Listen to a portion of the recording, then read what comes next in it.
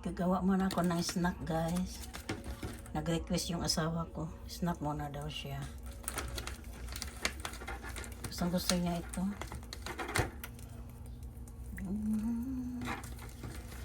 Nagugutom si Mr. Kasi wala pa siyang breakfast. Tapos mag-lunch kami, 12 o'clock pa. Ito lang muna yung ano niya. Breakfast niya.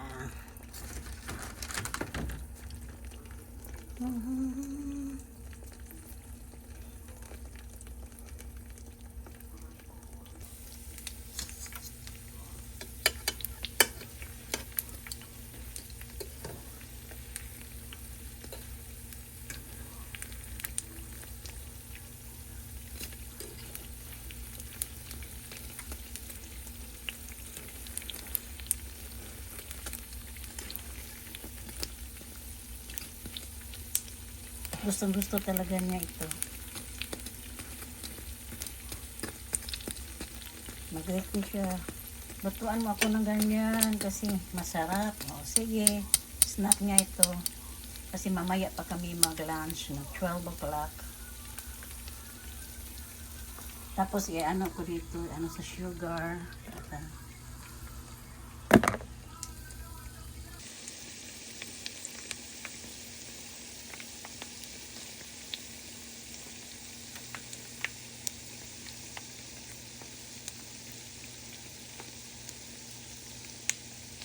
Bumili lang ako ng dough, loves. Bumili ako ng dough sa supermarket. Ako na lang bahala magpaalsa. Tapos lulutuin ko.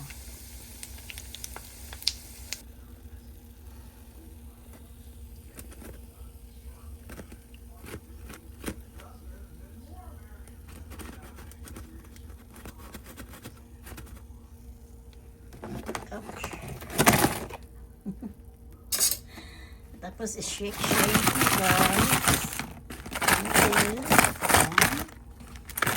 Shake guys. Yung may sugar.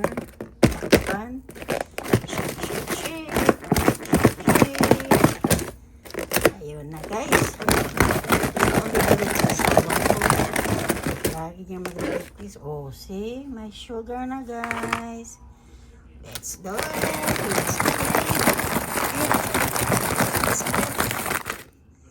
Yan na guys. Ang tawag sa amin dito is butsi. Yan, butsi lang kasi bilog siya. Yan, may sugar na. Ready na baby. Did you leave it out and let it rise up? Yeah, that's It why. work better? Yeah. How about that then, huh? Whoa! Yeah, they look fluffy. Yeah. Good girl. Gusto talaga. Ganyan talaga ako magmahal sa asawa ko, guys. Kasi favorite niya ito. Sabi ko, hindi na ako magawa ng dough. Bibili na lang tayo sa store para diretso na. Paalsahin lang 1 hour. Tapos ito na. Nagawa ako sa susunod ng shakoy. Yung yung twist na ba yan? Basta shakoy. Ito favorite niya. Okay guys, magsaing muna ako ng kanin guys kasi ang paksiw ko guys, naghihintay sa akin guys. Okay guys, bye bye muna. Tapos guys, ilagay ko yung yung galing sa bigas na paghugas ko. Ito, ilagay ko sa flour. Flour. Hello, flour. Dito guys, ilagay ko to guys. Diba, hinugasan ko yung yung bigas. Dito ko lang ilagay sa bumbilya. Yan. Tapos na guys, yan lang. Hindi masayang yung pinagugasan ng bigas, guys. About that? Okay guys, kumain na siya guys. Those are delicious. Sabi ko mag-t-shirt ka naman. Oh my God. Oh my God. What do I say Yan, about that? favorite That's niya, silly guys. question. Kaya, These are freaking great. habang ako nagluluto ako ng lunch, nag-ano siya, request, You nakakain dip daw them in siya the na sugar like this, shakoy na, and then you go, oh my God, shakoy. shakoy Oh, na shakoy circle. boy rides again. Shakoy na circle, guys. Hindi shakoy na, ano, na lubid-lubid. Yung parang bisik, guys ba? Yan. Favorite niya ito Oh sa my God, Philippines. Yung fresh. tuwing yung bakery na mag maglalaho, aalok, Very ano ba fresh. yan? Oh, so Ano ba sa warm. Tagalog yung maglibod sa subdivision, They're so warm from the. maglalahok, saan ay? Delicious. Tapos, yan, papakyawin niya ang shakoy, guys. Yan, tapos, guys, yung tendero sa, ano, sa tinapay, guys. Natuwa, guys, kasi ubos ang shakoy. Naubos. Maghintay yan siya sa, ano, sa labas ng, ano, namin, pinto. Tapos, ang, Very ano, good. ang bisikleta ng, ano, nagtitinda ng tinapay, ano, yan, may ano yan. What's that? Tapos sabi Is niya, that Shakoy boy? Shakoy is coming! Ko, yeah! My God. Yan. Then I run out front. Yeah, tapos I want guys, 50 Shakoy! 50 tapos guys, yung Shakoy! ano naman, yung taho, guys. Meron na kaming suki, yung taho, papunta na. Palaging pumunta every morning. So, ano, papakyawin yung taho, guys. Every morning. Yung mga, ano, yung mga tao ngayon kumain ng taho, I kakain remember. na lang kasi bibigyan niya. Nice and Tapos, fresh, yan and they ang were ano niya sa Pilipinas hot, kasi. twisted. Yeah. Shakoy, mama run out there and get me a big bag of them in the morning. Kasi sa subdivision namin, marami doong mga Well, I have sweet wife. nagtitinda ng mga tinapay, mga taho, ganyan. Tapos, guys, pag My next wife could get morning me na naman, pag Tahoe and Shakoy. hindi lang, Oh my ano, hindi God. lang shakoy at saka taho. Pupunta siya sa labas ng gate, guys. Lakad siya, I'm guys, very lucky. from galing sa house. Early in the morning, I think 7 o'clock or 6 o'clock in the morning. Pupunta siya sa labas ng gate, guys. Doon ang mga bikiri, guys. Gustong-gusto niya yung pandesal, yung 2 piso, yung isa.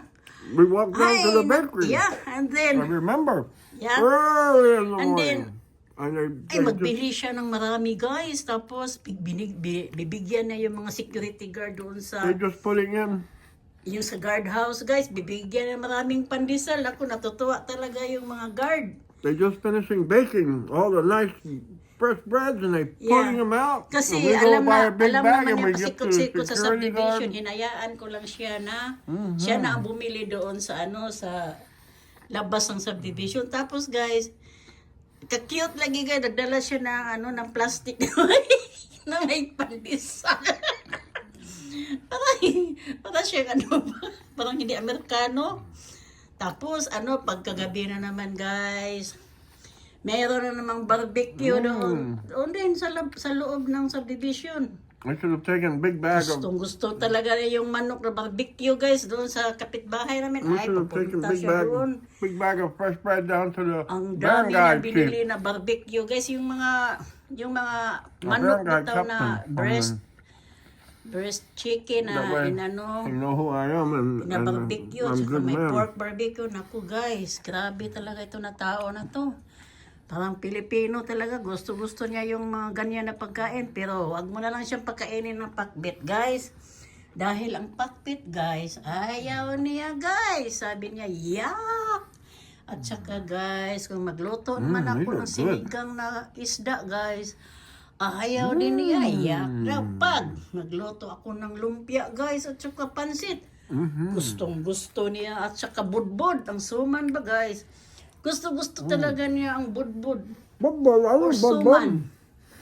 Bud, my best friend. At saka yung ano guys, yung pansit. Naku, gustong-gusto niya kaya kung minsan lang ako magluto guys dahil pinadiet ko ito. So ngayon na ito kumain ng ganito dahil nagre-request siya. Gusto daw niya kumain. Tapos guys, nag-request siya ngayon sa lunch daw niya kasi yung lunch ko ay isda na malaki na ulo. Nag-request siya guys, magluto ako ng tosino.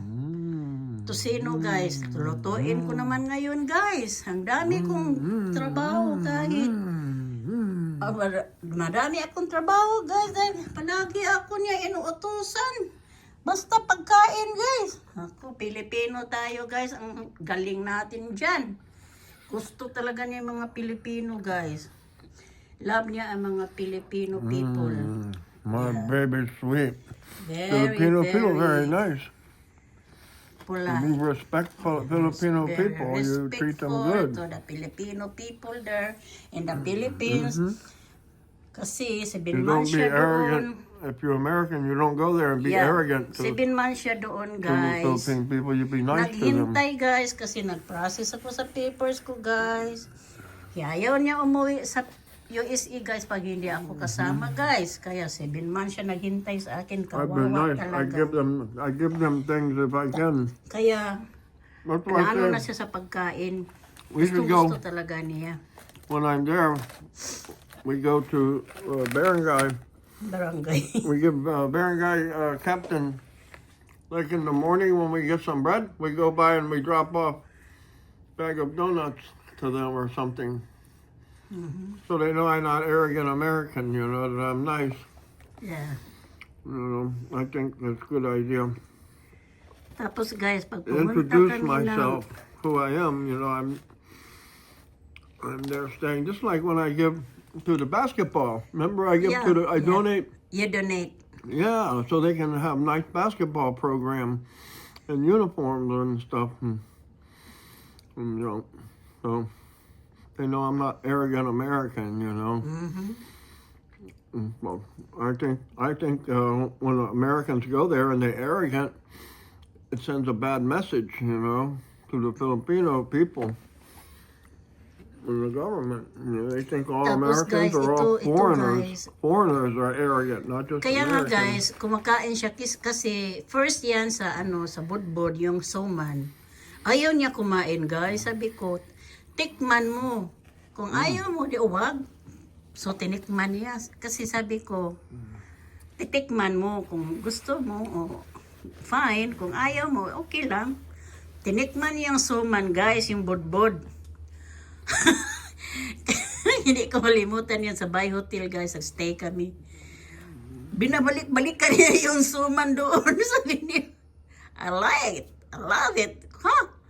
Gusto pala niya guys. Tapos si guys, yung siumay. Siumay guys sa labangon. Yung may mga may itlog. Ayaw din niya. Sabi ko, tikman mo naman lagi. Tinikman na naman niya guys. Nasarapan na naman guys. Balik-balik ka na naman. So, yung sa bahay naman, nagbintang ng taho yung mama, sabi ko, subukan mo. Sinubukan niya guys, nasarapan din. Kaya, sabi ko, pag ayaw mo, okay lang, hindi ka pipilitin. Kaya nga, pag gusto niya, gusto niya. Hey, Kaya, did your was he nephew or cousin that we help fix his roof? Did he ever fix his roof? You where? remember he had roof problem. He living in squatter area, and he had his roof leaking very bad. He needed help. It was raining. So that was Typhoon Tino. Yeah, Typhoon. Yeah. I help him fix his roof, or we help him fix his roof. Tinutulungan namin guys, kaya lang in-scam kami. Did he fix his roof finally? I don't know. Nagpadala kami ng $200 guys, tapos hinahanapan namin ng nasaan na I hope yung so. nasaan na yung mga roof na sinabi mo, kasi sabi mo I wala was kayong thinking atip. about him. Ay naku guys, inuna yung cellphone, kaya We should okay go lang. and see him. Masmaya kami guys. Sabi ko, hindi na kami tutulong sa'yo. Nakakainis. Tinulungan mo, unahin yung mga cellphone. Hindi naman yun ay naku Lord. Natulungan ito yung asawa ko, kaya lang wag mo na lang i-scam dahil yan, magagalit yan. If he just needed a little help. Yeah. Maraming maghihingi, Help you. mga I will ano, help him alam mo too, yung mga you know. ganyan. Hindi ko na lang sasabihin dito. You don't need to Dito siya make story up. magbigay yan. Kaya lang, wag mo na lang siyang i-scam kahit ano, kasi magalit yan. Ayaw niya ng ganyan.